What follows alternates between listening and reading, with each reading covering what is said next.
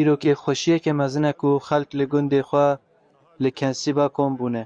Ev gundê kevnar, xweşik, aram ku bi başî û dilovaniya xelkê xwe tê nasîn. Ev wêraniya mezin a li derdora me dikevir de ye û mirov li vir xîretekê waya mezin heye ku bi hev re jiyana xwe bidomînin û gundê xwe jî nû ve ava bikin. û em li welatê xwe yê ku em pir jê hez dikin berdewam bin.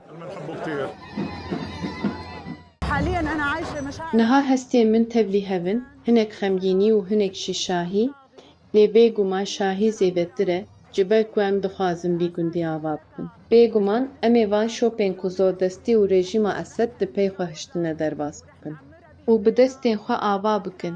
Ereb û Kurd, Xristiyan û Misliman, Elewî û Sunî, Rom û Katolîk em hemî bi hev re dixwazin vî gundî ava bikin.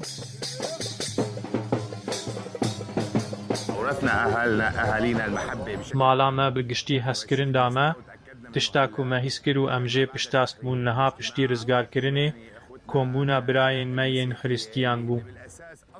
Ku ew dibin gev de parçeyek ji vî gundê aram û biçûk û pêkhateyeke temama civaka Sûriyê ne.